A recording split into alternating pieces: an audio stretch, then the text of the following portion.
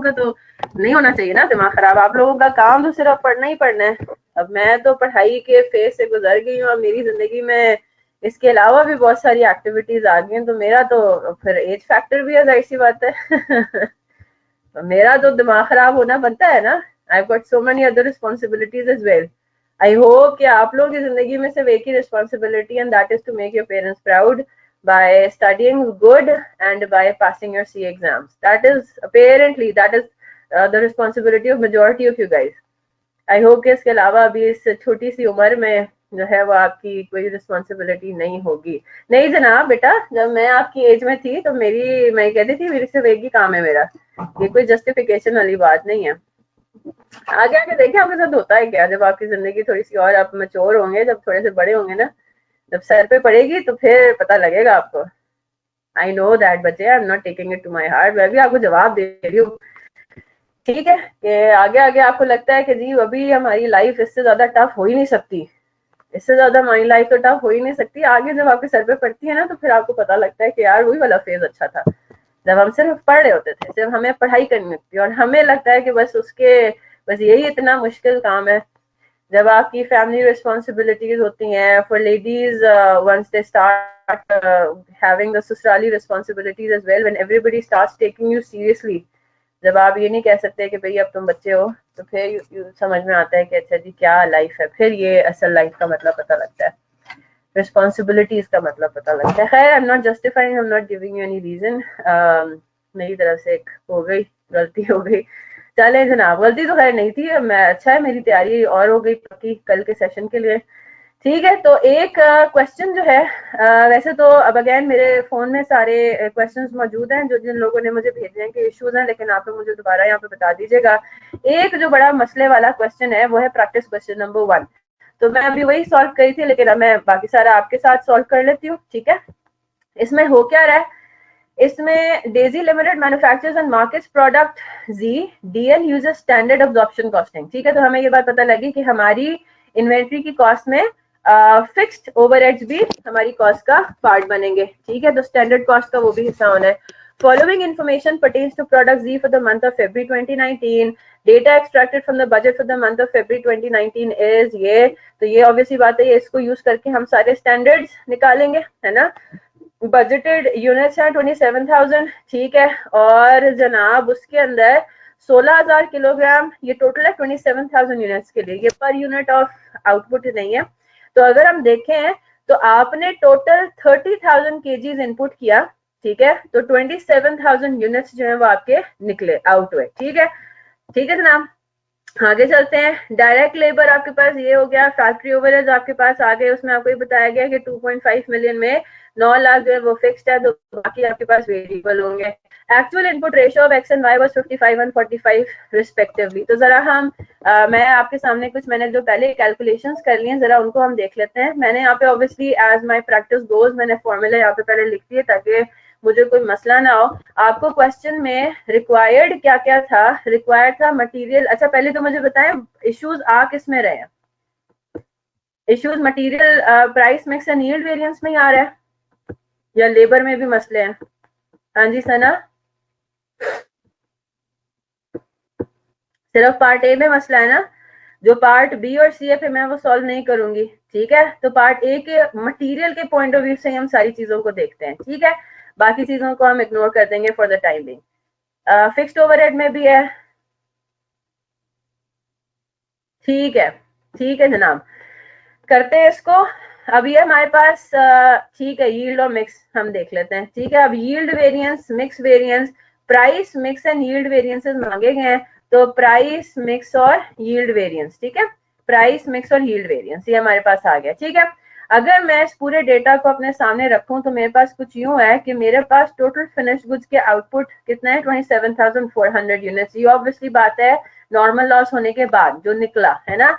Actual input क्या हुआ, इसका मतलब है कि मैंने फिर एक्चुअल इनपुट कितना किया होगा। यहाँ पे आप कंफ्यूज मत होइएगा कि मटेरियल जो है वो तो यूनिट्स में दिया हुआ है और जो आउटपुट है वो हमें, सॉरी मटेरियल हमें किलोग्राम्स में दिया हुआ है, आउटपुट हमें यूनिट्स में दिया हुआ है। तो हम इसको किस तरीके से करेंगे, देखें इसको, इसके अलावा सॉल्व करने का कोई और तरीका बनता ही नहीं है। ठीक है, आपको ये नहीं बताया हुआ कि आपने एक्चुअली मटेरियल इनपुट कितना किया, नहीं बताया हुआ, और ना ही आपके पास कोई तरीका है टू फाइंड आउट, है ना।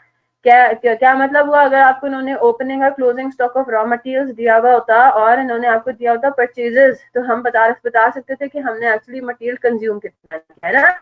यहाँ पे एक्चुअल मटेरियल कंज्यूम कितना हो रहा है प्रोडक्शन में, ना वो हम कैलकुलेट कर सकते हैं, ना ही वो हमें अलग से उसने बताया हुआ। अगर हम किलोग्राम्स और यूनिट्स में कंफ्यूज हो जाते हैं तो फिर एक ही तरीका बनता है, और वो क्या बनता है, यहाँ पे एक्चुअली हम ये अज्यूम कर सकते हैं, ये बात हम कह सकते हैं कि एक्चुअली आउटपुट का भी और मटेरियल इनपुट का भी, दोनों का जो आपका स्टैंड रेट, मतलब वो आपका जो यूनिट है ना, वो एक्चुअली सेम ही है, ठीक है। क्या मतलब हुआ, actual process losses were 6% of output. ये वाली बात सबको समझ में आ गई। इसको अगर मैं 100 की टर्म्स में बताऊं तो वो क्या कह रहा है कि मेरा आउटपुट मेरा बेस वैल्यू है ना। तो इसका क्या मतलब हुआ, मैंने अपने बेस वैल्यू को कह दिया कि 100। अगर मैं 100 यूनिट्स आउटपुट होते हैं मेरे, ठीक है, फिनिश्ड गुड्स वेयर हाउस में वो ट्रांसफर होते हैं, तो इसका मतलब ही हुआ कि मेरा लॉस कितना था, एक्चुअल लॉस कितना था। एक्चुअल लॉस वो कह रहा है कि 6% के हिसाब से था। तो इसका मतलब है मैंने इनपुट कितना किया होगा, मैंने इनपुट कितना किया होगा, 106, है ना। 106 मैंने इनपुट किया, 6 लॉस हो गया, आउटपुट हो गया 100। ये एक्चुअल सिनेरियो को रिप्रेजेंट करता है। तो मैं अगर आपको ये कहूं कि मेरा एक्चुअल आउटपुट है 27,400, तो मेरा इनपुट कितना हुआ होगा, तो वो बेसिकली क्या है, 106% of your output. Is that clear, बात समझ आ गई। इनपुट जो है वो आउटपुट का, आप चाहो तो गिवन अमाउंट रिक्वायर्ड अमाउंट के फॉर्मूले से कर लो। आपको क्वेश्चन में ये बताया गया है कि एक्चुअल जो फिनिश गुड्स में ट्रांसफर हुए हैं, 27,400 units of G were transfer to finish goods. बात समझ आ रही है, हाँ जी। यानी कि ये प्रोडक्शन है ना, ये एक्चुअल प्रोडक्शन है, ठीक है। ये एक्चुअल प्रोडक्शन है, जो आपने फिनिश्ड गुड्स प्रोड्यूस किए हैं वो कितने किए हैं, वो 27,500। तो ये 27,400, तो ये तो हो गया आउटपुट। तो अगर मैं इसको x कह दूं तो 27,400 इंटू 106 ओवर 100, आपके पास एक तो आपने फिगर यहाँ पे कैलकुलेट करके रख ली कि एक्चुअल इनपुट ये क्या हो गया। अब इसमें आप कंफ्यूज मत होइएगा कि भाई इनपुट तो हम किलोग्राम्स में कर रहे हैं, यहाँ पर हमने 29,044 लिखा, अब इसको किलोग्राम्स में कैसे कन्वर्ट करें, उसमें पूरे प्रोसेस में आपको जाने की जरूरत नहीं है। आप इसको यूनिट्स लिखें या किलोग्राम्स लिखें, एक ही बात है, ठीक है। तो इसका मतलब ये हुआ कि हमने 29,044 यूनिट्स का इनपुट किया, तो हमें आउटपुट मिला 27,400, ठीक है। फिर मैंने ये जो ऑब्वियस डेटा है ये मैंने डाल दिया। मेरे पास बजट क्या हुआ था, 27,000 यूनिट्स का आउटपुट होगा by inputting 30,000 kilograms of material. ये 30,000 कहां से आया, 16,000 और 14,000 ऐड कर लेंगे तो कितना बनता है, 30,000। 30,000 किलोग्राम्स का मैंने इनपुट किया, तो मेरे पास आउटपुट आ रहा है 27,000 यूनिट्स का। यहाँ तक बात क्लियर हो रही है। ये तो मैंने डेटा सिर्फ क्वेश्चन से डाल के यहाँ पे अपने सामने, मैं पहले डेटा गैदर कर रही हूँ, उसके बाद फिर मैं कैलकुलेशन पर आऊंगी, ठीक है। तो एक ये मैंने फिगर कैलकुलेट की, दैट्स इट। आगे आते हैं, स्टैंडर्ड मिक्स, इसका मतलब है कितना है। स्टैंडर्ड के हिसाब से क्या मैं मिक्स कहूंगी कि कितना मेरा मिक्स है, 16,000 आउट 30,000। टोटल इनपुट कितना है स्टैंडर्ड, टोटल बजटेड इनपुट है मेरा 30,000 किलोग्राम। 30,000 में से 16,000 किलोग्राम कितना बनता है, 53.33%। क्लियर होगी बात। तो 16,000 ओवर 30,000, और स्टैंडर्ड मिक्स जो है y का बनता है 14,000 ओवर 30,000, यानी कि 53.3% और 46.6%। एक्चुअल वो कह रहा है, एक्चुअल इनपुट है 55-45 का, ठीक है। तो हमारे पास ये भी चीज आ गई। अब हम आते हैं, हमें क्या चाहिए, हमें मटेरियल यील्ड वेरिएंस पहले कैलकुलेट करना है, ठीक है। लेट्स ये मांगा हुआ पहले उसने प्राइस वेरिएंस मांगा है, ठीक है। मटेरियल प्राइस वेरिएंस मांगा है, हाँ जी। मटेरियल प्राइस वेरिएंस में किसी को कोई प्रॉब्लम, मटेरियल प्राइस वेरिएंस कोई होगा ही नहीं, क्यों, क्योंकि उसने क्वेश्चन में ये बात कहीं नहीं बताई, क्या नहीं बताई कि भाई प्राइस में कोई वेरिएंस आ रहा है आपका। आपको क्या उसने ये बताया, एग्जैक्टली उसने आपको कहीं ये नहीं बताया कि एक्चुअल जो मटेरियल की प्राइस पर केजी है वो आपको 400 रुपए नहीं पड़ी, एक्स की वो कुछ और पड़ी, ना ही वाई की उसने कुछ और बताई है कि जी 300 के बजाय कुछ और पड़ी, राइट। तो हम क्या अज्यूम करेंगे, जो बजटेड है, जो स्टैंडर्ड प्राइस पर किलोग्राम है, वही हमारा एक्चुअल है, hence there will be no price variance. Clear हो गई बात। पूरा सवाल आप रीड कर ले। इन्फ्लेशन वगैरह का इफेक्ट सिर्फ और सिर्फ फैक्ट्री ओवरहेड्स पे पड़ेगा, और डायरेक्ट लेबर में वेज इंक्रीज आ रही है, और डायरेक्ट मटेरियल्स के बारे में सिर्फ पॉइंट 3 उसमें तो वो बता रहा है कि डायरेक्ट मटेरियल कब हम ऐड करते हैं, so on and so fourth. Is that clear, yes और नो? तो मटेरियल प्राइस वेरिएंस तो आपके पास हो गया 0 यहाँ पे, ठीक है, ये आपके पास आ गया। मैं लिखवाने की आई गेस मुझे जरूरत नहीं है, ठीक है। अब हम दूसरे पर आते हैं। दूसरा वो मांग रहा है मटेरियल मिक्स वेरिएंस, ठीक है। अब मटेरियल मिक्स वेरिएंस को कैलकुलेट करने से पहले जरा हम ये कैलकुलेशन कर लेते हैं, ठीक है। Standard quantity and standard mix क्या कहता है, ये मैंने कैसे कैलकुलेट किया, ये आप अपना फॉर्मूला ले आए, just give me a minute.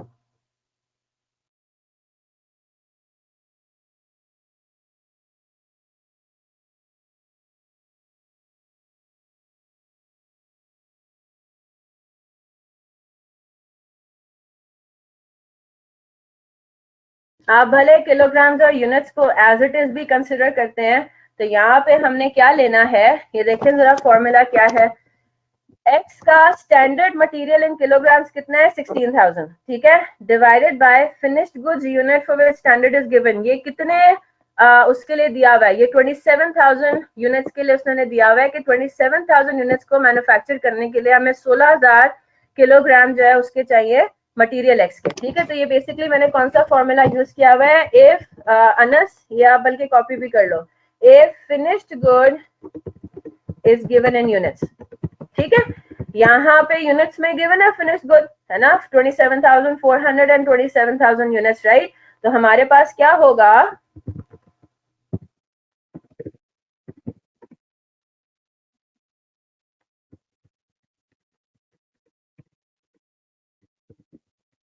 क्या फॉर्मूला था, standard quantity and standard mix का फॉर्मूला है standard material in kilogram multiplied by actual finished good produced divided by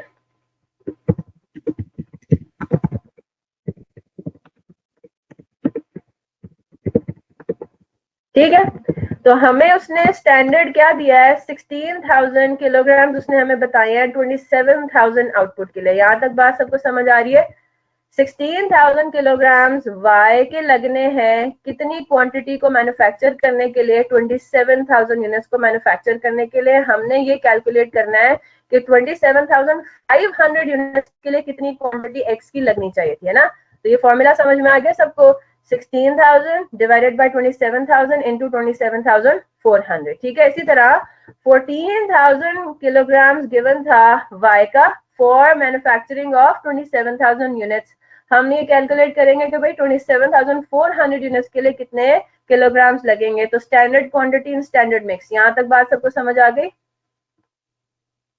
हाँ जी, हसनैन अहमद अनस, मैं पूरा क्वेश्चन रीड नहीं कर रही because I am assuming that you all attempted it, और आप लोगों को याद होगा कि इसमें क्या क्या डेटा है। जी हसन, हसन, दोनों हसन, सबीना, सना, सुंदर, उजैर, यहाँ तक सबको बात समझ आ रही है?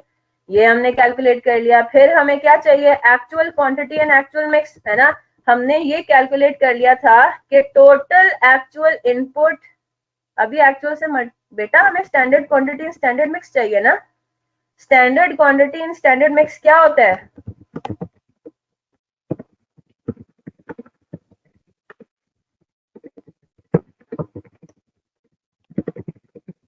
हाँ जी, क्या होता है, जहां पे भी स्टैंडर्ड का लफ्ज आ जाए इसका मतलब है कि उसको हमने रिलेट करना है एक्चुअल आउटपुट से।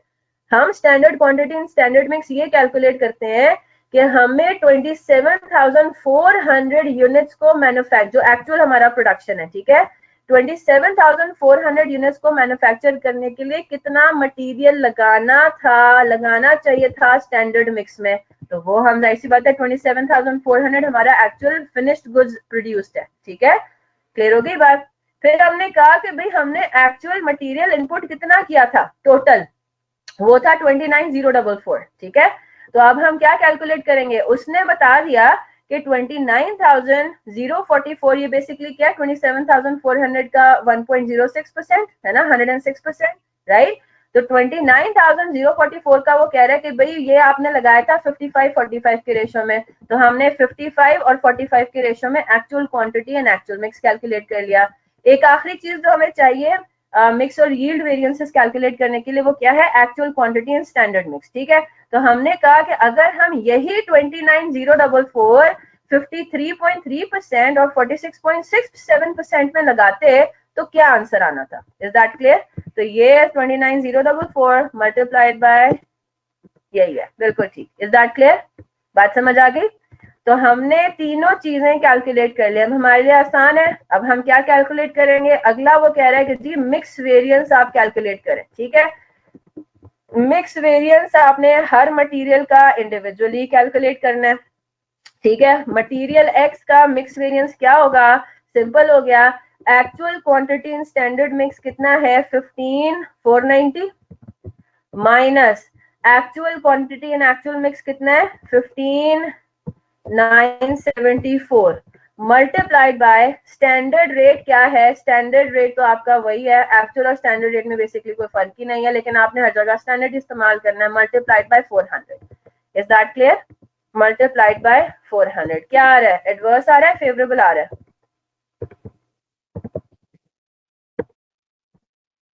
15,490 माइनस 974 मल्टीप्लाइड बाय 400, ये आपके पास आ रहा है एडवर्स। ठीक है, 193,600 और आगे मैंने मेंशन कर देना है एडवर्स, ये लिखना जरूरी है। ठीक है, नेगेटिव में आके आपने उसको एडवर्स लिख दिया। y को देखते हैं, y के केस में क्या हो रहा है, मटेरियल मिक्स वेरिएंस में actual quantity in standard mix कितना है 13,554। तो मिक्स चेंज करने की वजह से क्या फर्क पड़ा, अगर आप एक्चुअल क्वांटिटी स्टैंडर्ड मिक्स में लगाते तो 13,554 यूनिट्स लगने चाहिए थे या किलोग्राम्स लगने चाहिए थे वाई के, है ना। आपने एक्चुअली लगाए कितने, actual quantity and actual mix कितना है, टोटल वही 29,044 लगा, लेकिन हमने सिर्फ उसका मिक्स जो है वो चेंज कर दिया 13,070 मल्टीप्लाइड बाय वाई का स्टैंडर्ड रेट है 300 पर किलोग्राम। हाँ जी, बताइए क्या आंसर आ रहा है, पॉजिटिव है नेगेटिव है? 13,554 माइनस 13,070 मल्टीप्लाइड बाय 300, तो ये आपके पास क्या आ रहा है, हाँ फेवरेबल।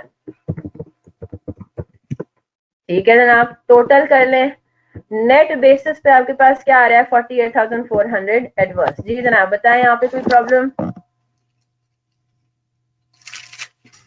मैं साथ साथ जरा शाम की चाय भी पीती रहूं। जी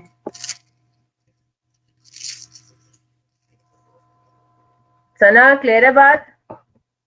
और मेरे ख्याल से मुझे मुनीबा ने भी मैसेज किया था, यही मुनीबा है? नहीं मुनीबा नहीं है। चले आगे चलते हैं। फिर आखिरी चीज क्या रह गई, आखिरी चीज आपकी रह गई material yield variance. Material yield variance का क्या फॉर्मूला है, standard quantity in standard mix minus actual quantity in standard mix multiplied by standard rate, है ना। तो हमारे पास क्या हो जाएगा, x का standard quantity in standard mix कितना बनता है, x का standard quantity in standard mix है 16,237, तो 16,237 माइनस आगे किससे इसको माइनस करना है, actual quantity in standard mix, actual quantity in standard mix कितना है 15,490 मल्टीप्लाइड बाय 400। हाँ जी क्लियर हो गई बात? सॉल्व कीजिए क्या आंसर आ रहा है। y के केस में क्या होगा, actual standard quantity in standard mix है 14,207 minus actual quantity in standard mix है 13,554 मल्टीप्लाइड बाय 300।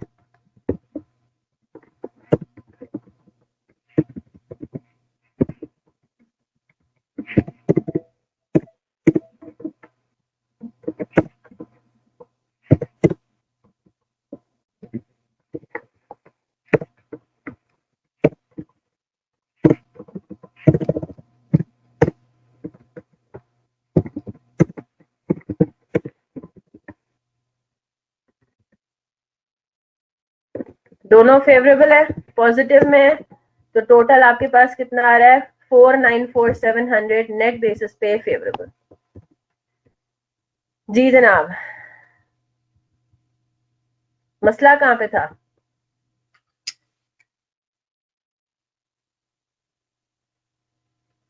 ठीक है जनाब, हमने वही मेथड इस्तेमाल किया था ना, हमने कोई डिफरेंट मेथड तो यूज ही नहीं किया, हमने तो वही मेथड यूज किया जो हम करते आए हैं।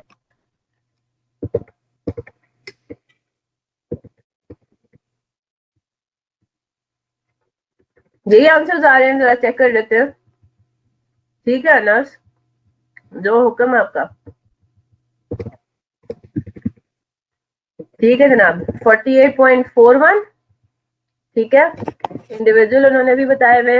ये कौन सा है? मटेरियल मिक्स वेरिएंस है। 193.63 बिल्कुल ठीक। 145.22 इन्होंने डेसिमल्स में प्रॉपर लिया हुआ है। ठीक है, बिल्कुल ठीक है। और यहाँ पे मटेरियल यील्ड वेरिएंस कितना है? 494.66। ये भी यहाँ से डेसिमल्स की वजह से होगा। इन्होंने टोटल कैलकुलेट किया हुआ है, किस तरीके से किया हुआ है, let's not go into that. ठीक है, 494.66 हमारा है 494.7, डेसिमल्स की वजह से, राउंडिंग ऑफ की वजह से मसला होगा। ठीक है, क्योंकि हमने यहाँ पे जो क्वांटिटीज ली है ना, वो हमने राउंड ऑफ कर दिया ना, किलोग्राम्स। हाँ जी, standard quantity and standard mix, हमने कोई नया तरीका नहीं इस्तेमाल किया, बिल्कुल नई तरीका इस्तेमाल किया। आपको क्या गिवन है? हाँ जी, पहली बात तो ये, आपको सवाल में ये कुछ इंफॉर्मेशन है जो कि गिवन है, इसको मैं for the time being hide कर देती हूँ। ठीक है, इसको मैं कर देती हूँ ब्लैक। चले, आपको क्वेश्चन में क्लियर कट इन्फॉर्मेशन क्या दी हुई है Sana? This is for you. Actual output है 27,400 यूनिट्स, बजटेड आउटपुट कितना है? 27,000, और बजटेड इनपुट कितना है? 30,000 किलोग्राम। गिवन है ना ये सारा कुछ इन्फॉर्मेशन, सारी इन्फॉर्मेशन हमें गिवन है। ठीक है, अच्छा, स्टैंडर्ड मिक्स एक्स और वाई का भी हम कैलकुलेट कर सकते हैं, 14/30 और 16/30 है ना, 16,000 ओवर 30,000 और 14,000 ओवर 30,000, ये जो इन्फॉर्मेशन दी हुई है इसको यूज करके। ठीक है, ये सारी चीजें मैंने निकाल के अपने पास लिख ली। ठीक है, अब एक इंपॉर्टेंट इन्फॉर्मेशन तो हमें गिवन ही नहीं है, वो क्या है? एक्चुअल इनपुट कितना था, है ना, वो तो देता है हमें, है ना, कि हमने एक्चुअली मटेरियल डाला कितना। तो हम फिर किस तरीके से कैलकुलेट कर सकते हैं? There is no other way of calculating it. उसने आपको ये बताया कि actual losses quantity purchase and, हाँ, क्योंकि हम ये अज्यूम करें कि कोई रॉ मटेरियल इन्वेंट्री है ही नहीं, हमें क्वेश्चन में नहीं बताया हुआ ना, हमें क्वेश्चन में नहीं बताया हुआ कि रॉ मटेरियल इन्वेंट्री है या नहीं, तो हम कहेंगे quantity purchase consumed is the same thing. ठीक है, चले, अगर तो रॉ मटेरियल इन्वेंट्री होती, रॉ मटेरियल इन्वेंट्री होती, तो फिर हम कहते हैं ना कि हमने जितना रॉ मटेरियल खरीदा उतना कंज्यूम नहीं किया, क्योंकि कुछ स्टॉक में रह गया। क्लियर होगी बात? और हो सकता है हमने ज्यादा कंज्यूम कर लिया तो स्टॉक आपका कम हो गया, व्हाटसोएवर, राइट। यहाँ पे फिनिश गुड्स की बात हो रही है, सिर्फ ओपनिंग और फिनिश गुड्स इन्वेंट्री। ठीक है, चले, अब हम आते हैं आगे। अब हमें क्या, कैसे पता चलेगा कि हमने एक्चुअल इनपुट किया क्या है? हमें तो, हमारा तो काम उससे, उसके बगैर चलेगा ही नहीं सना, अगर हमें ये ना पता हो कि हमने एक्चुअली कितने किलोग्राम्स इनपुट किए थे, क्योंकि हमें उसी के दरमियान तो वेरिएंस निकालना है, एक्चुअल कितना लगाना चाहिए था, एक्चुअल लगाया कितना। ठीक है, ये आपके पास आ जाएगा एक डिफरेंस। फिर एक्चुअल जस्ट मिक्स में लगाया और एक्चुअल जस्ट मिक्स में लगाना चाहिए था, उसके दरमियान डिफरेंस। क्लियर है बात? तो यील्ड और मिक्स वेरिएंस आ जाएगा। क्लियर होगी बात? तो अब उसके लिए सबसे पहली चीज ये, हम कैसे कैलकुलेट करेंगे? उसने कहा actual process losses were 6% of output. Output कितना है एक्चुअल? एक्चुअल यूनिट्स प्रोड्यूस्ड कितने हैं? 27,400। तो इसका मतलब ये हुआ कि हमने एक्चुअल जो इनपुट किया था वो 106% था। मैंने आपको इस तरह से एक्सप्लेन कर दिया इसको। ये बात आपको समझ में आ गई? ये बात समझ में आ गई है कि मेरे पास उसने जो परसेंटेज दी हुई है उसकी बेस वैल्यू है, वो है 6% ऑफ आउटपुट, है ना। तो मैं क्या कहूंगी कि अगर मेरा आउटपुट है 100 यूनिट्स, तो इसका मतलब ये हुआ कि मेरे लॉसेस कितने हुए? मेरे अगर आउटपुट है 100 यूनिट्स, तो इसका मतलब है मेरे लॉसेस हुए थे प्रोसेस में 6 यूनिट्स एक्चुअल। तो इसका मतलब ये हुआ कि मैंने इनपुट एक्चुअल कितने किए? 106 यूनिट्स। तो अब यही परसेंटेजेस हैं बेसिकली, है ना। मुझे क्या चाहिए कि मैंने एक्चुअल इनपुट किया कितना। ठीक है, तो ये मेरा, इसका मतलब ये हुआ कि 27,400 का गिवन अमाउंट का रिक्वायर्ड, गिवन अमाउंट का परसेंटेज इज 100, रिक्वायर्ड अमाउंट का परसेंटेज इज 106। तो मैं क्या करूंगी? गिवन अमाउंट रिक्वायर्ड अमाउंट वाला फॉर्मूला 27,400 डिवाइडेड बाय 100 इंटू 106। ठीक है, तो मुझे ये पता चला कि 29,044 किलोग्राम्स या 29,044 यूनिट्स, जिस तरह से भी आप कहें, वैसे किलोग्राम्स उसमें बनता है, ठीक है। इसमें मैं आपको पहले मैं कह देता, इसमें कंफ्यूज मत होइएगा कि वो तो फाइनल आउटपुट आपको यूनिट्स में दिया हुआ है, तो यूनिट्स को अगर 106% करते हैं तो आंसर फिर भी यूनिट्स में आता है, तो ये किलोग्राम्स कैसे है। यहाँ पे इन अदर वर्ड्स हमने सेम ही सेंस में इन दोनों को लिया हुआ है, ठीक है। इसके अलावा फिर और किसी और तरीके से आप सॉल्व कर ही नहीं सकते। तो ये बात समझ में आ गया कि टोटल मटेरियल जो आपने इस्तेमाल किया है मटेरियल एक्स और वाई को मिला के, ठीक है, टोटल जो इनपुट हुआ है वो कितने किलोग्राम्स इनपुट हुआ है, 29,044। Is that clear? तो ये समझ में आ गया। Actual quantity and actual mix तो हमें पता लग गया, ठीक है। इसको हमने एक्चुअल क्वांटिटी एक्चुअल मिक्स में एक्चुअल रेशियो इस्तेमाल किया, actual quantity and standard mix में हमने स्टैंडर्ड रेशियो इस्तेमाल किया। अब हम आते हैं standard quantity and standard mix. हमने standard quantity and standard mix के लिए मैंने आपको ये लिखवाए हुए फॉर्मूला याद है, मैंने आपको ये फॉर्मूला लिखवाया हुआ है, अजम्पशन तो कोई भी नहीं है। हाँ जी, तो मैंने ये वाला फॉर्मूला इस्तेमाल किया Sana, if finish goods is given in units, और मैंने आपको लिखवाया है कि if finished goods is given in KGs. जब हम नॉर्मल लॉसेस का डिस्कस कर रहे थे तो क्या था हमारा स्टैंडर्ड, अना सी जल्दी से कॉपी कर लो आप भी, ठीक है, मैं लिख रही हूँ, standard material in standard mix का फॉर्मूला क्या है। Standard material in standard mix का फॉर्मूला अनस में लिखवा रही हूँ, standard material in kilograms multiplied bye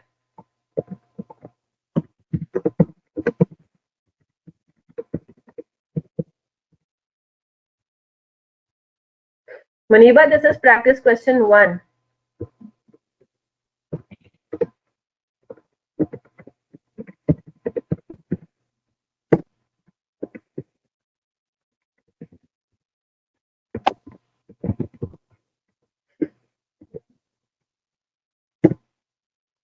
जी सनस कॉपी कर लें इसको। Standard material in kilogram multiplied by actual net finish good produce in KGs divided by net finish good in KGs for which the standard is given. ये मतलब है net of loss, ठीक है। तो सना मैंने यही वाला फॉर्मूला यूज किया बच्चे, इधर आ जाए। y का क्या है स्टैंडर्ड मटेरियल, हम ये वाला फॉर्मूला यूज करेंगे ना, क्योंकि फिनिश गुड्स हमें यूनिट्स में दिए हुए, ठीक है। तो y के लिए स्टैंडर्ड मटेरियल स्टैंडर्ड मिक्स क्या है, what is the standard material for y, वो है 16,000, है ना। 16,000 दिया हुआ है, तो मैंने क्या कर लिया 16,000 multiplied by actual finish good produce कितना है 27,400, actual finish goods produce in units तो ये है, divided by finished goods unit for which the standard is given. Standard के कितने यूनिट्स पे बेस कर रहा है, 27,000 यूनिट्स पे बेस कर रहा है ना, तो 16,000 मल्टीप्लाइड बाय 27,400 डिवाइडेड बाय 27,000, वही हो गया। तो हमने कोई नया तरीका तो इस्तेमाल ही नहीं किया। Is that clear? मुझे बताएं इसमें मसला कहाँ आ रहा था, सारे वही फॉर्मूलाज हैं, कोई नई बात नहीं है, कोई रॉकेट साइंस नहीं है। मैं भी परेशान हो गई थी कि पता नहीं प्रैक्टिस क्वेश्चन नंबर 1 में ऐसा क्या है, क्योंकि सब ने मुझे कहा कि प्रैक्टिस क्वेश्चन नंबर 1 में प्रॉब्लम है। जी जनाब, अब बताइए क्लियर हो गया?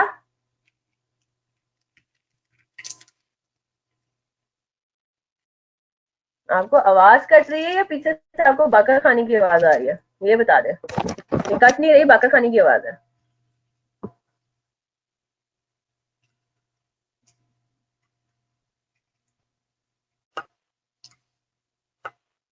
जी जनाब, सना चले ठीक है Muniba, but it's not a very difficult question.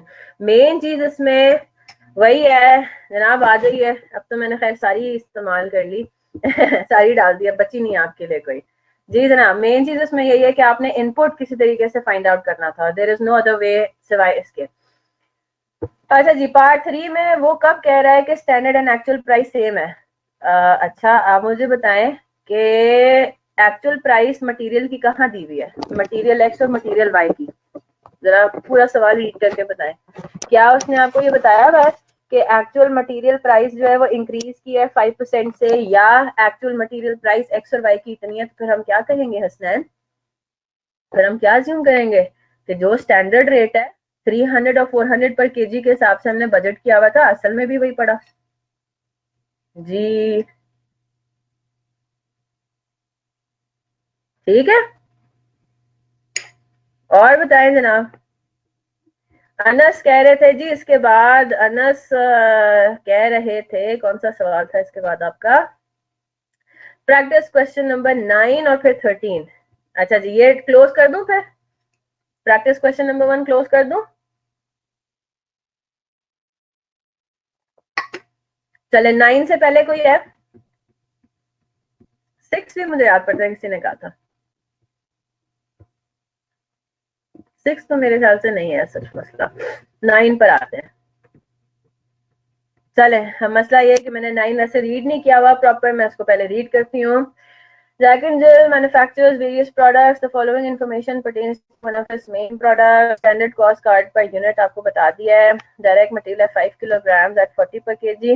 Direct labor है 1.5 hours, ये तो per unit ही दिया हुआ है, 1.5 kg per hour. Factory overhead है 130% of direct labor, यानी कि 120 का 130%। आगे चलते हैं। फिक्स्ड ओवरहेड बजटेड है 3 million rupees based on normal capacity of 75,000 direct labour hours per month.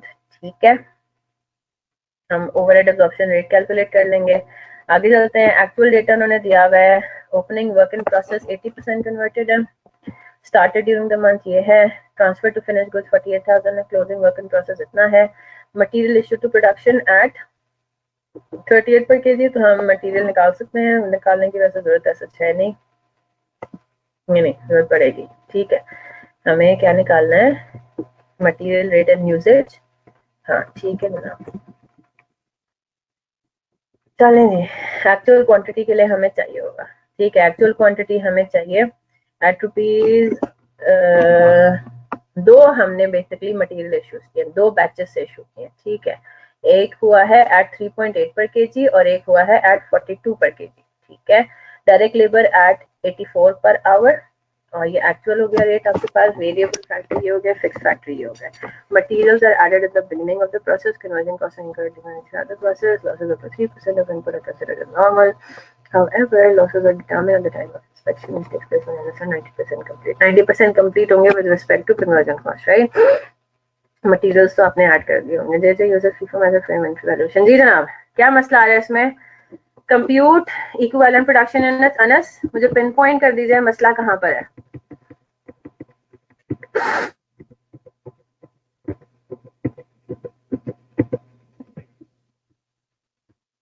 और किसी को मसला है प्रैक्टिस क्वेश्चन नंबर 9 में? मुझे बता दीजिए प्रॉब्लम कहाँ पर आ रही है, कौन से पार्ट में?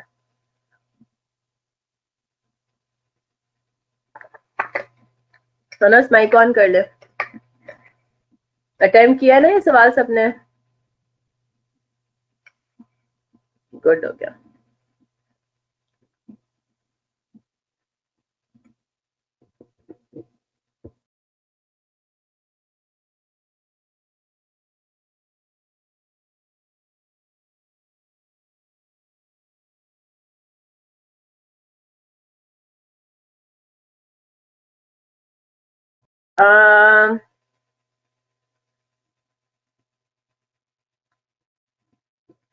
अनस, आप टाइप कर रहे हो अपना क्वेश्चन?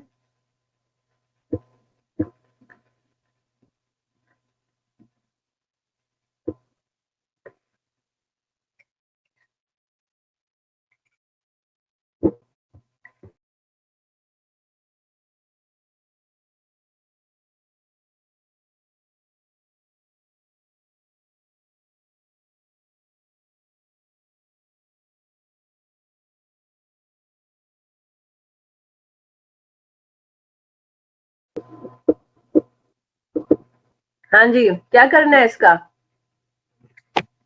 ये statement of equivalent production units में आपने फाइंड आउट करना है ना कि एक्चुअल आपके कितने थे, एक्चुअल लॉस कितना था।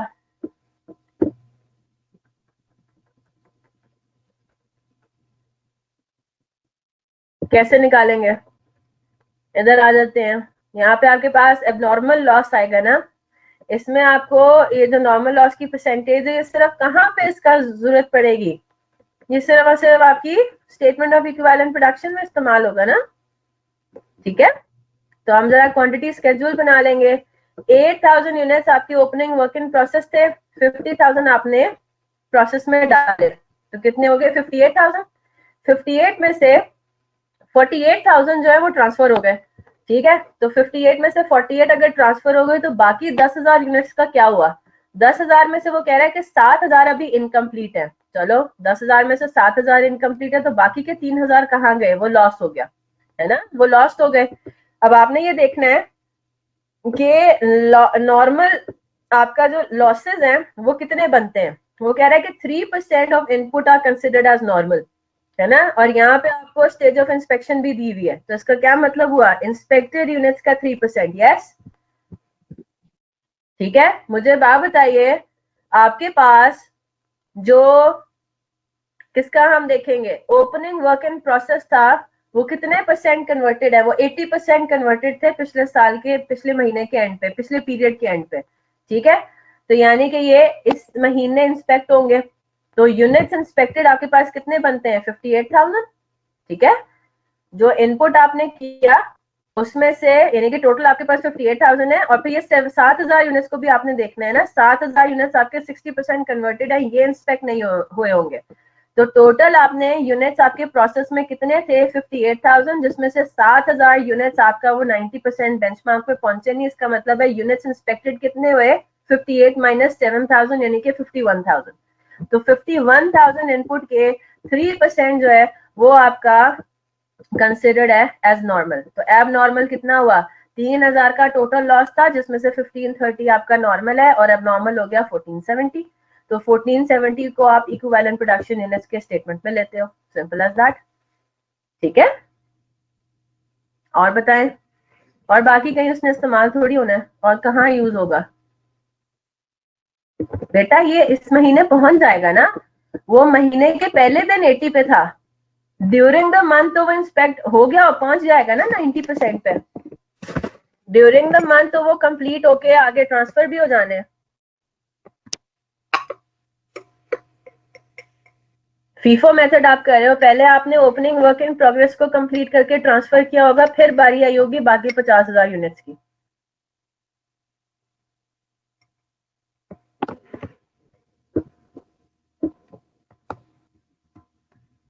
हम इसी तरह से करते आते हैं प्रोसेस कॉस्टिंग में, मतलब आपने रिवाइज किया है ना, हम तो यही वाला फॉर्मूला इस्तेमाल करते हैं।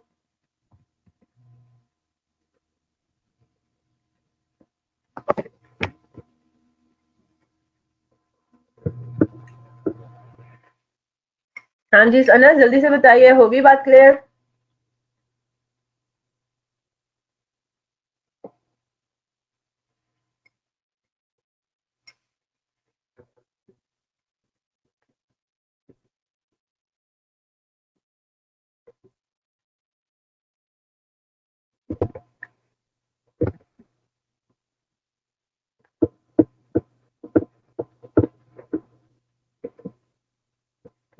चलो अनस, आप मुझे प्रैक्टिस क्वेश्चन नंबर 9 से अपने और क्वेरीज लिखो, मैं जब तक प्रैक्टिस क्वेश्चन नंबर 10 पर आती हूँ, ठीक है जी मुनीबा।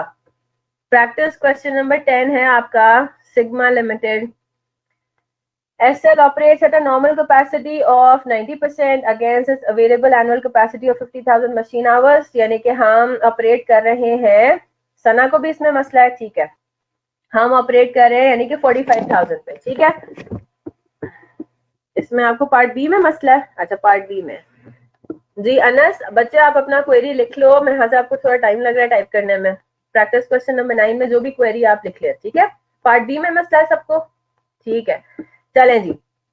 तो वो क्या कह रहा है, यानी कि हम 45,000 मशीन आवर्स कर रहे हैं, एंड यूजर्स एब्जॉर्प्शन कॉस्टिंग यानी कि फिक्स्ड ओवरहेड्स भी आपकी इन्वेंट्री की कॉस्ट का पार्ट बनेंगे। The following summarized profit statements were extracted from SL's budget for the year ending 31 December 2015। तो एक्चुअल इन्होंने डेटा आपको दे दिया है, बजटेड डेटा दे दिया है, budgeted data will be used for calculating the standard rates and all, ठीक है। अगर तो यहाँ पे ऐसा ब्रेकअप तो गिवन नहीं है, सेल्स है, opening inventory, cost of production है, क्लोजिंग इन्वेंट्री है, ये किसकी ओपनिंग और क्लोजिंग इन्वेंट्री तो ऑब्वियसली बात है फिनिश गुड्स की, अंडर एब्जॉर्ब प्रोडक्शन ओवरहेड्स है, ठीक है, सेलिंग एंड एडमिनिस्ट्रेशन कॉस्ट है 30% फिक्स्ड, और नेट प्रॉफिट आपके पास आ गया। Other relevant information is as under, standard machine hours per unit है 10 standard production overhead rate per unit 2022-50, इसमें फिक्स्ड भी शामिल होगा, है ना। और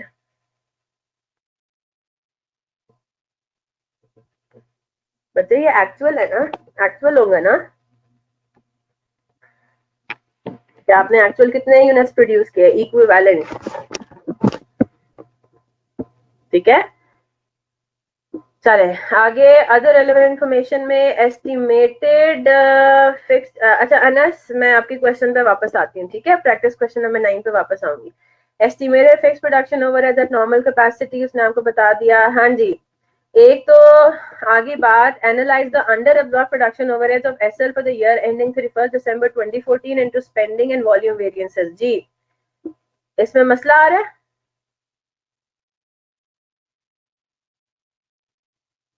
इसमें क्या प्रॉब्लम आ रहा है, सॉल्व करवा दूं, चले जरूर करते हैं इसको।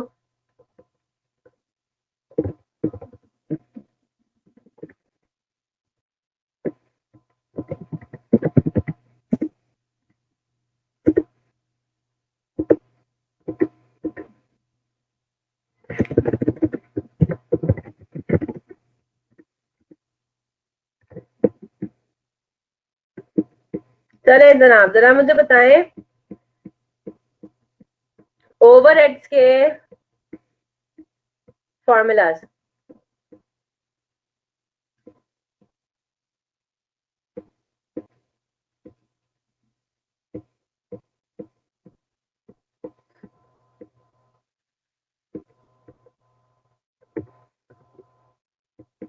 मेरे पास क्या लिखे हुए हैं, मैंने कहा कि वहीं से लेकर चले जनाब। कौन कौन से फॉर्म उसने वेरिएंसेस आपसे पूछे हैं, स्पेंडिंग एंड वॉल्यूम वेरिएंस, है ना। तो वॉल्यूम वेरिएंस का फॉर्मूला ये आ गया, स्पेंडिंग किधर गया,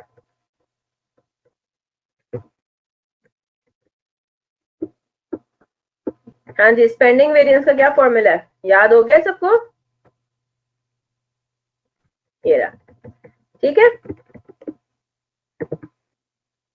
ये तीनों हम यहाँ पे अपने पास कॉपी कर लेते हैं।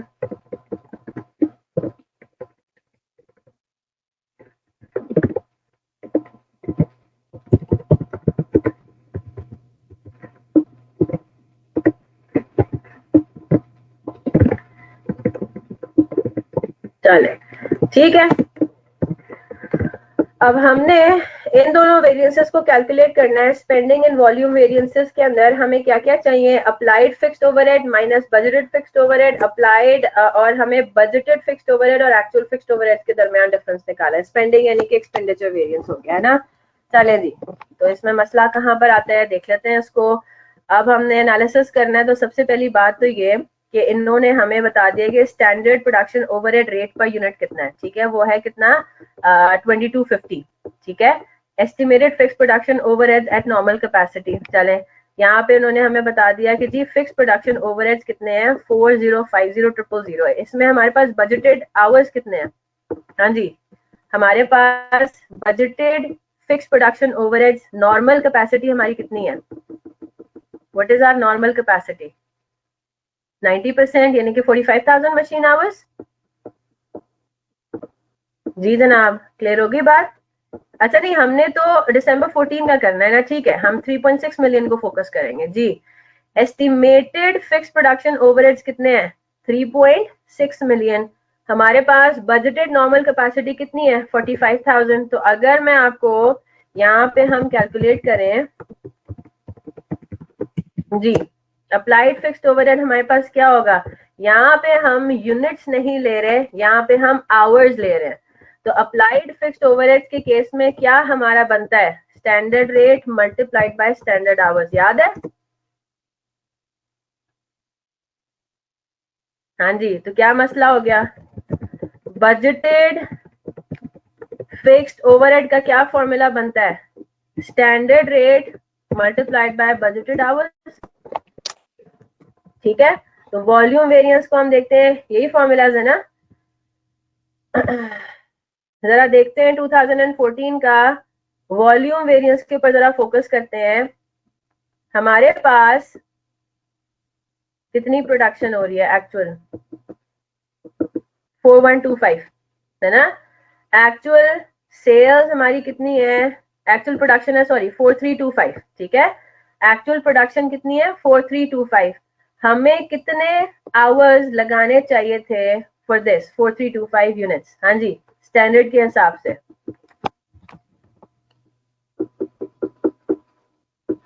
नहीं, टोटल बताए ना, टोटल बताएं। 43,250 10 आवर्स के हिसाब से। सॉल्व कर लेते हैं इसको। हाँ जी, what is the standard rate? हमारे पास स्टैंडर्ड रेट कितना है? 3.6 मिलियन डिवाइडेड बाय कर दें 45,000, ये स्टैंडर्ड रेट आ जाएगा, ओवरहेड एब्जॉर्प्शन रेट, है ना। अच्छा, मल्टीप्लाइड बाय स्टैंडर्ड आवर्स कितने हैं, हमें कितने एक्चुअल आउटपुट को मैन्युफैक्चर करने के लिए कितने घंटे लगाने चाहिए थे 10 घंटों के हिसाब से, कितने घंटे लगाने चाहिए थे? 43,250 है ना। 4325 मल्टीप्लाइड बाय 10। हाँ जी, जरा सॉल्व करें, क्या आंसर आ रहा है? अप्लाइड फिक्स्ड ओवरहेड्स कितने हैं इसके?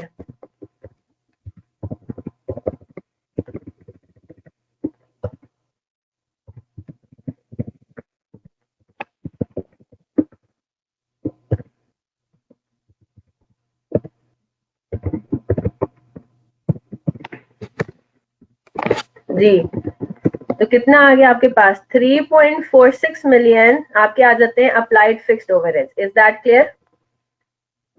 बजटेड फिक्स्ड ओवरहेड्स कितने थे? 3.6 मिलियन, ये बजटेड ही हो गया ना। Estimated fixed production overhead eight normal capacity, yes.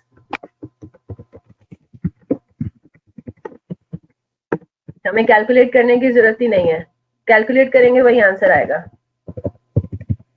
हाँ जी, तो बताइए जरा, मेरे पास यहाँ पे फिक्स्ड ओवरहेड वॉल्यूम वेरिएंस कितना आया? एडवर्स है फेवरेबल है? अप्लाइड माइनस बजटेड, एडवर्स है फेवरेबल है?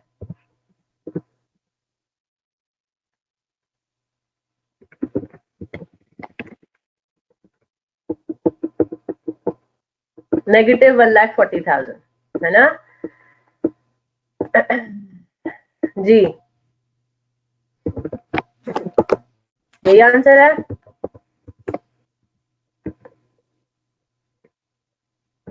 बिल्कुल यही आंसर है, 1,40,000 नेगेटिव एडवर्स। और बताएं स्पेंडिंग वेरिएंस, स्पेंडिंग वेरिएंस पे आ जाते हैं। स्पेंडिंग वेरिएंस यानी कि एक्सपेंडिचर वेरिएंस, उसमें किसके दरमियान डिफरेंस लेना है? बजटेड और एक्चुअल के दरमियान, है ना। तो स्पेंडिंग वेरिएंस यानी कि एक्सपेंडिचर वेरिएंस है, बजटेड फिक्स्ड ओवरहेड कितना है 3.6 मिलियन 2014 का, माइनस एक्चुअल फिक्स्ड ओवरहेड कितना है, क्वेश्चन में गिवन है 8,750,000।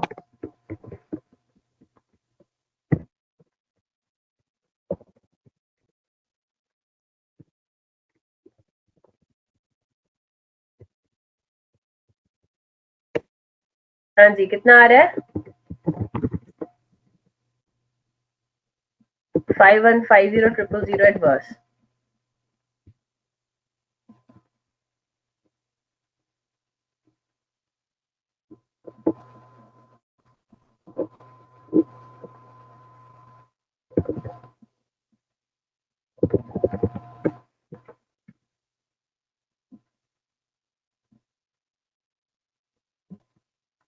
अच्छा अच्छा, हमने टोटल करना है ना।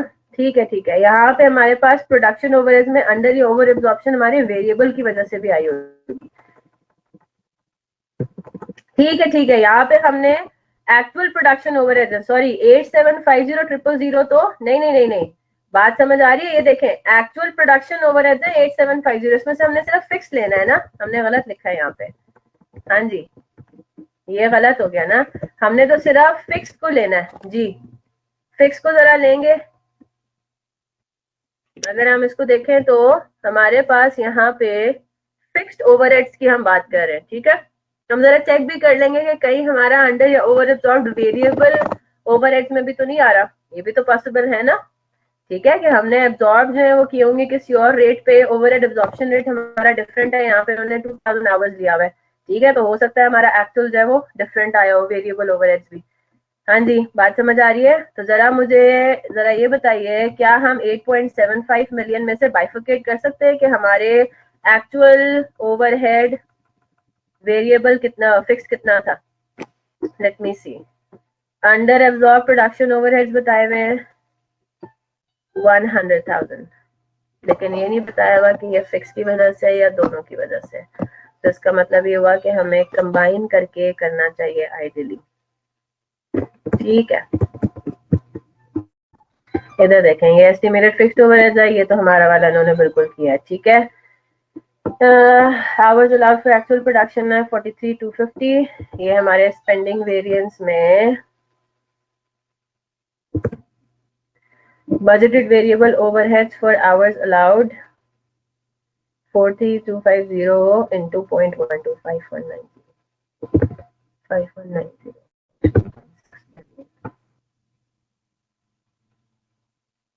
ठीक है। इन्होंने देखें क्या किया, इन्होंने लाइक विद लाइक हमें करना है ना, बेसिकली हमने जो एक्सपेंडिचर वेरिएंस कैलकुलेट करना है, ये जो 3.6 मिलियन है बजटेड फिक्स्ड ओवरहेड है ना, ठीक है, ये बजटेड फिक्स्ड ओवरहेड है, इसको हम 8750 से कंपेयर नहीं कर सकते। बात समझ आ रही है आपको? 8750,000 ये बेसिकली आपके पास क्या है, ये एक्चुअल टोटल प्रोडक्शन ओवरहेड्स है। क्लियर होगी बात? इसमें फिक्स्ड और वेरिएबल दोनों शामिल है। तो या तो आप अपने पास इस तरीके से करें कि इधर भी आपके पास सिर्फ और सिर्फ एक्चुअल फिक्स्ड ओवरहेड्स आ जाए, या दूसरा ऑप्शन क्या है कि आप यहाँ पे जो बजटेड ले रहे हो ना, बजटेड टोटल ओवरहेड्स ले लो। फिर बात समझ आ रही है? अब इधर हमारे पास बाइफर्केट करने का कोई तरीका नहीं निकल रहा कि हम किस तरीके से 8.7 मिलियन को डिवाइड करें बिटवीन फिक्स्ड एंड वेरिएबल। लेकिन हमारे पास एक तरीका है। क्या तरीका है कि अगर हम यहाँ पे टोटल बजटेड ओवरहेड्स ले लें, आपको पता है कि जी वेरिएंस आ रहा है सिर्फ और सिर्फ फिक्स की वजह से, ठीक है, लेकिन अगर आप यहाँ पे टोटल बजटेड ओवरहेड्स ले लेते हो और फिर उसमें से एक्चुअल टोटल माइनस करते हो, तो बात आपको समझ में आ रही है ना? तो जितना भी वेरिएंस आ रहा होगा because of your fixed overheads, वो उसमें इनकॉर्पोरेट हो जाएगा।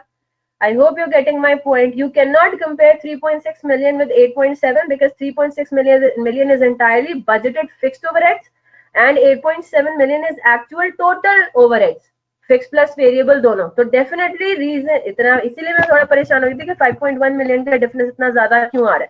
हालांकि अगर ऊपर देखें तो सिर्फ लैक्स में डिफरेंस था। तो हम कहीं से भी 8.75 मिलियन को बाइफिकेट नहीं कर पा रहे कि भाई 8.75 मिलियन में कितना वेरिएबल है, कितना फिक्स्ड है। ठीक है, यहां तक बात समझ आ गई?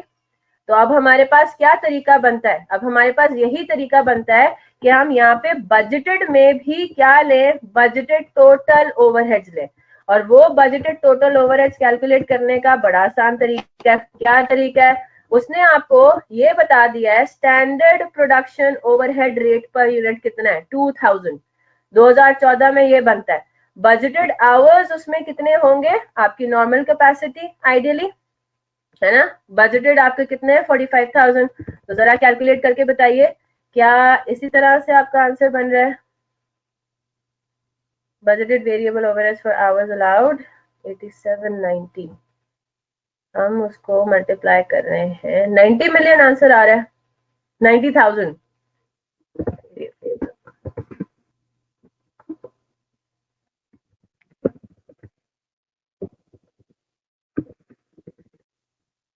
इधर आ रहा है 8790। बजटेड फिक्स्ड, बजटेड ओवरहेड्स में आप क्या लेते हैं? बजटेड ओवरहेड्स में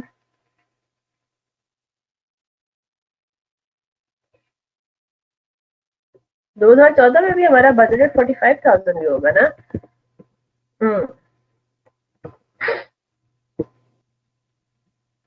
2014 का भी हमारा बजटेड जो है वो 45,000 मशीन आवर्स होना चाहिए।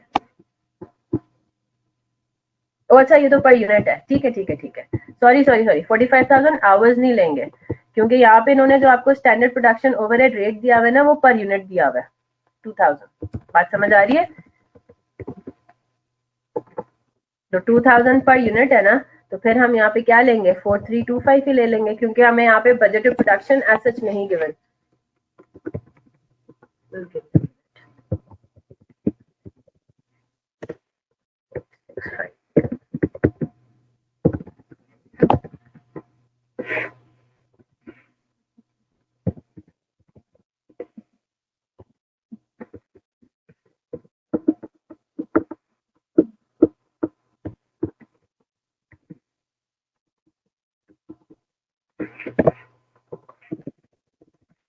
इसको मैं आपको जरा सही तरीके से लिखवाती हूँ, ठीक है। इसको हम जरा सही तरीके से सॉल्व कर लेते हैं।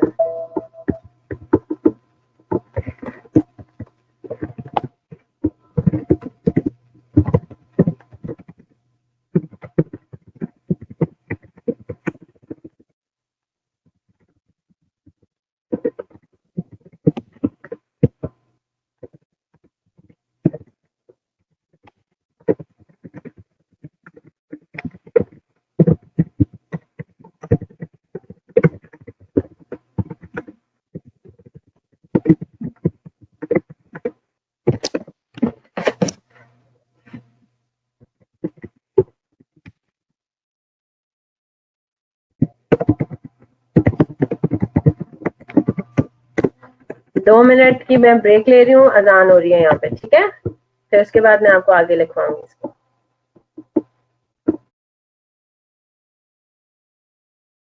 This conference will now be recorded.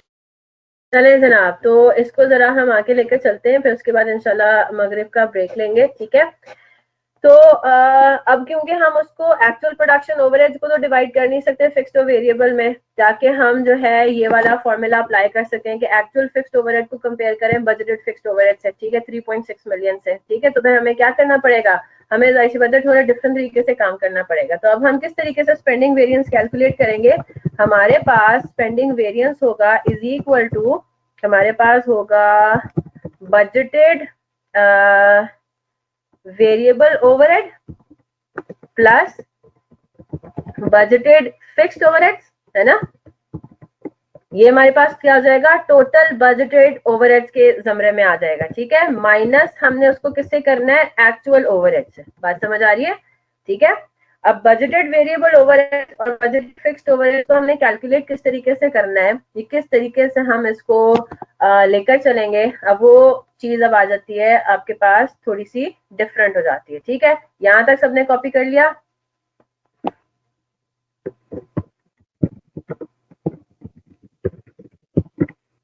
Budgeted variable overheads में आपने क्या लेना है, बजटेड वेरिएबल ओवरहेड बेसिकली आपका स्टैंडर्ड और बजटेड आपका यहाँ पे सेम होगा, ठीक है।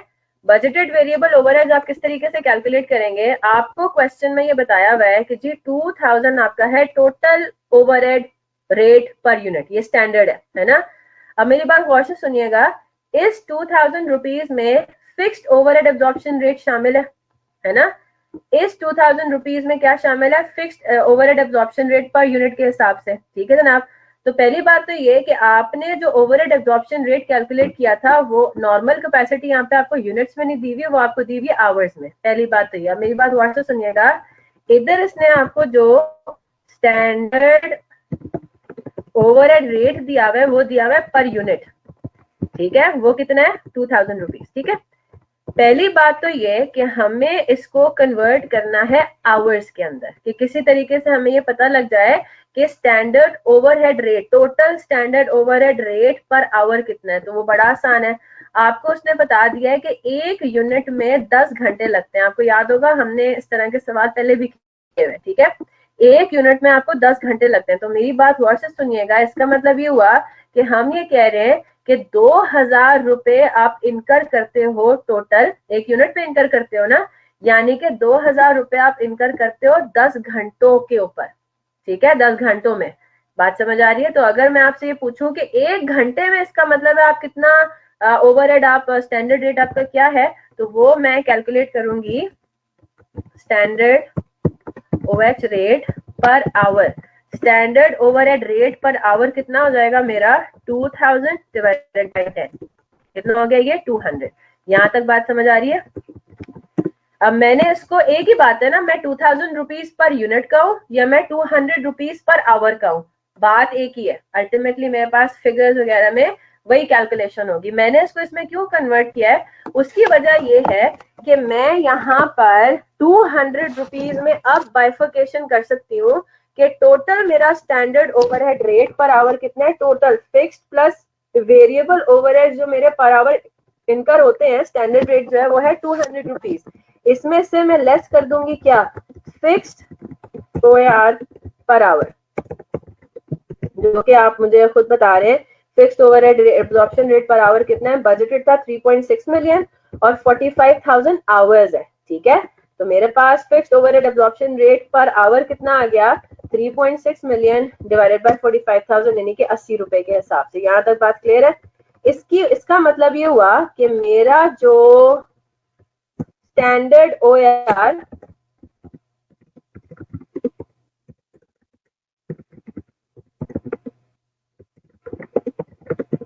यहां तक मुझे बताएं कैलकुलेशन समझ में आ रही है, यहां तक कैलकुलेशन समझ में आ रही है।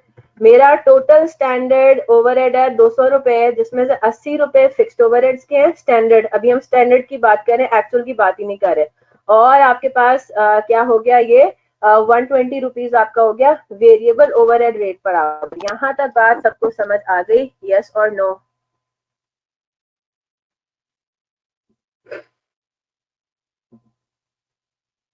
ठीक है। अब ये तो आपके पास नॉर्मल कैपेसिटी है ना, ठीक है, ये आपके पास क्या है, नॉर्मल कैपेसिटी है कि नॉर्मली हम 45,000 आवर्स हमारा बनता है, क्या हम लोग नॉर्मली इस पे ऑपरेट करते हैं, ठीक है।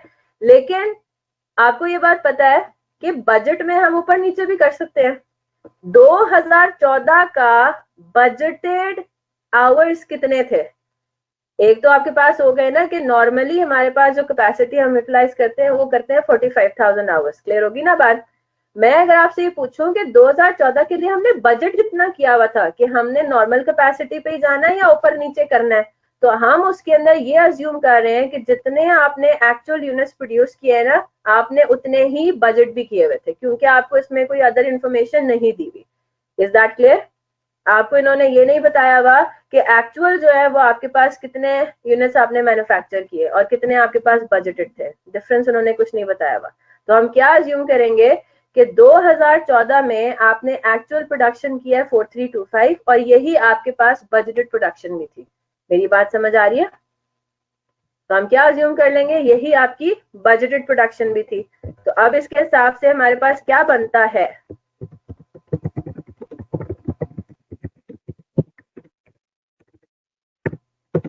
कितने आवर्स 4320 यूनिट्स के कितने आवर्स जो है वो बनते हैं budgeted 43,250 4325। Is that clear? 4325 units हम कह रहे हैं कि हमने एक्चुअल भी प्रोड्यूस किए हैं और बजटेड भी यही थे। मेरी बात सबको समझ में आ रही है? तो अगर मैं ये बताऊं, पूछूं आपसे कि बजटेड आवर्स फिर कितने थे, तो मैं कहूंगी कि 2014 के बजटेड आवर्स थे 43,250। Is that clear? 43,250 आवर्स थे। 120 रुपीज पर आवर आपका वेरिएबल ओवरहेड का एब्जॉर्प्शन रेट था। तो इसका मतलब क्या हुआ, 43,250 इंटू 120, 5190,000 तो हो गया टोटल आपका बजटेड वेरिएबल ओवरहेड, ठीक है। दूसरा, बजटेड फिक्स्ड ओवरहेड आपके पास क्या है, वो सवाल में आपको गिवन है, वो है 3.6 मिलियन। 2014 का एस्टिमेटेड फिक्स प्रोडक्शन ओवरहेड्स कितने थे, 3.6 मिलियन। तो इसका मतलब ये हुआ कि अगर हम इन दोनों का टोटल करें तो हमारे पास टोटल बजटेड ओवरहेड्स कितना आता है, 8790। मेरी बात आपको समझ में आ गई, यस और नो? मसला आपको आ रहा होगा इसके अंदर कि यहाँ पे हमने 4325 क्यों लिए, हमने नॉर्मल कैपेसिटी 45,000 आवर्स के हिसाब से तो बजटेड यूनिट्स बनते हैं 45,000, मेरी बात 4500। मेरी बात समझ आ रही है? मैं अगर आपको ये कहूँ, मैं आपको थोड़ा कंफ्यूज कर रही हूँ ताकि होपफुली आपको बात समझ में आ जाए, ठीक है। नॉर्मली हम क्या करते हैं, नॉर्मली हम ये करते हैं, है ना, अगर कोई इंफॉर्मेशन ना हो तो हम क्या कहते हैं, जो नॉर्मल है वही बजटेड है, जो नॉर्मल कैपेसिटी है वही बजटेड है। या तो नॉर्मल कैपेसिटी यूनिट्स की होगी, याद है आपको ओवरहेड्स के चैप्टर में हम ये पढ़ते आए हैं कि अगर कुछ ना मेंशन्ड हो तो हम क्या लेते हैं, जो भी नॉर्मल कैपेसिटी है अगर वो यूनिट्स में है तो वो बजटेड यूनिट्स हमारे हो जाएंगे, और अगर हमारी नॉर्मल कैपेसिटी आवर्स में है तो वो हमारे बजटेड आवर्स हो जाएंगे। मैं यहाँ पे इस चीज को ओवररूल कर रही हूँ, उसकी वजह क्या है, मेरी बात गौर से सुनिएगा। हम ये कह रहे हैं कि अगर हम टोटल बजटेड ओवरहेड्स और एक्चुअल ओवरहेड्स का डिफरेंस लेंगे तो जो उन दोनों के दरमियान वेरिएंस है वो आना चाहिए सिर्फ और सिर्फ फिक्स्ड ओवरहेड्स की वजह से। बात समझ आ रही है? हमारा ऑब्जेक्टिव क्या है, हमारा ऑब्जेक्टिव ये कि ये जो अंडर या ओवर एब्जॉर्ब्ड ओवरहेड्स है, यानी कि ये फिक्स्ड ओवरहेड्स में जो वेरिएंस आ रहा है, जी बिल्कुल, मुझे बस बात कंप्लीट करने दें, जो फिक्स्ड ओवरहेड के दरमियान टोटल वेरिएंस आ रहा है 100,000 का, हमने इसको जस्टिफाई करना है। यहां तक बात क्लियर हुई? इसका मतलब ये हुआ अगर हमें सारी इंफॉर्मेशन दी जाती तो हम फिक्स्ड ओवरहेड एक्सपेंडिचर वेरिएंस का यही फॉर्मूला इस्तेमाल करते हैं, फिक्स्ड बजटेड ओवरहेड्स में से माइनस करते हैं फिक्स्ड एक्चुअल ओवरहेड्स को। अब हमें मसला आ गया कि हमारे पास बजटेड फिक्स्ड ओवरहेड्स तो है लेकिन एक्चुअल फिक्स्ड ओवरहेड्स नहीं है, एक्चुअल टोटल ओवरहेड्स है। तो मुझे एक बात बताएं, अब जब हमें पता है यहाँ पे कोई क्लियर कट इंडिकेटर भी नहीं है कि यहाँ पे हमारा वेरिएबल ओवरहेड्स में कोई वेरिएंस आ रहा है, हम इसको इग्नोर कर रहे हैं, हम कह रहे हैं कि कोई वेरिएंस नहीं है, जितना भी वेरिएंस है वो सारा का सारा फिक्स्ड ओवरहेड एक्सपेंडिचर वेरिएंस की वजह से है। तो इसका क्या मतलब हुआ, इसका मतलब ये हुआ कि हमें काम ऐसा करना है कि हमारे डिफरेंस में कहीं पे भी वेरिएबल ओवरहेड का डिफरेंस, मतलब वॉल्यूम के पॉइंट ऑफ व्यू से इनकॉर्पोरेट ना हो, आवर्स के पॉइंट ऑफ व्यू से इनकॉर्पोरेट ना हो। मेरी बात समझ आ रही है? तो अब जरा हम 2014 में देखते हैं, जो 2014 में टोटल, इधर आ जाए, इधर आ जाए, 2014 में जो एक्चुअल ओवरहेड्स में वेरिएबल ओवरहेड्स का एलिमेंट है उसके लिए नंबर ऑफ यूनिट्स कितने इस्तेमाल किए गए हैं, 4325। नंबर ऑफ आवर्स कितने इस्तेमाल किए गए होंगे, 43,250। ठीक है, ये तो खैर स्टैंडर्ड है।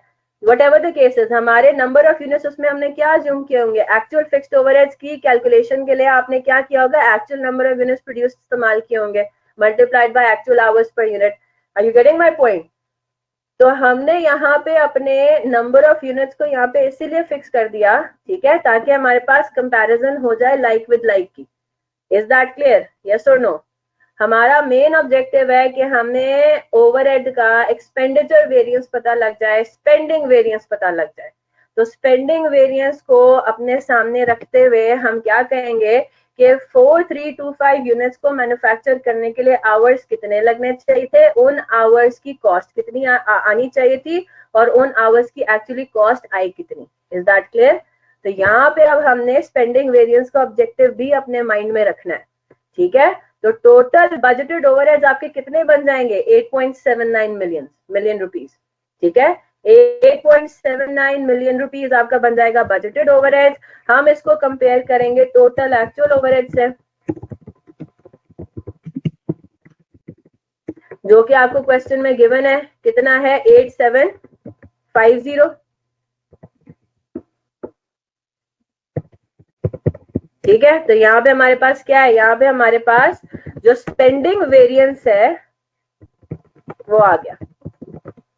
स्पेंडिंग वेरिएंस कितना है, बजटेड ज्यादा था, एक्चुअल कम है, 40,000 से आपका फेवरेबल है। अच्छा, एक मजे की बात बताऊं, एक बहुत आसान तरीका भी है कैलकुलेट करने का, इधर देखें, टोटल क्या है यहाँ पे, अंडर एब्जॉर्ब्ड है ओवर एब्जॉर्ब्ड है, अंडर एब्जॉर्ब्ड है ना। अच्छा जी, अंडर एब्जॉर्ब का क्या मतलब है, फेवरेबल या एडवर्स? हाँ जी, under absorb variance, under absorb overheads का क्या मतलब होता है, फेवरेबल या एडवर्स? एक्चुअल ज्यादा है ना, एडवर्स हो गया। अच्छा, मजे की बात बताऊं आपको, टोटल ओवरहेड्स अंडर एब्जॉर्ब क्या होता है, टोटल वेरिएंस। ओवरहेड्स में टोटल वेरिएंस कितना आया, 100,000, जिसमें से आपने एक वेरिएंस कैलकुलेट करके मुझे बता नहीं दिया, 140। एडवर्स वॉल्यूम वेरिएंस कितना है, वॉल्यूम वेरिएंस इतना है 140 है, तो इसका मतलब ये हुआ कि 100,000 एडवर्स वेरिएंस में से अगर मैं इसको, लेकिन बेसिकली मार्क्स जो है वो कैलकुलेशन के ही हैं, ठीक है। 100,000 एडवर्स वेरिएंसेस का मतलब ये हुआ कि टोटल ओवरहेड जो वेरिएंस आया आपका वो कितना है, 100,000 एडवर्स, ठीक है। इसमें हम ये कह रहे हैं जो फिक्स्ड ओवरहेड वॉल्यूम वेरिएंस है वो कितना है, फिक्स्ड ओवरहेड वॉल्यूम वेरिएंस है 1,40,000 एडवर्स। तो इसका क्या मतलब हुआ, इसका क्या मतलब हुआ कि आपके पास जो फिक्स्ड ओवर है, जो आपका स्पेंडिंग वेरिएंस है वो कितना होगा, 40,000 फेवरेबल, है ना। तो 40,000 फेवरेबल होगा तभी वो 1,40,000 एडवर्स से नेट ऑफ होके 1 लाख आंसर नेट आएगा। Is that clear?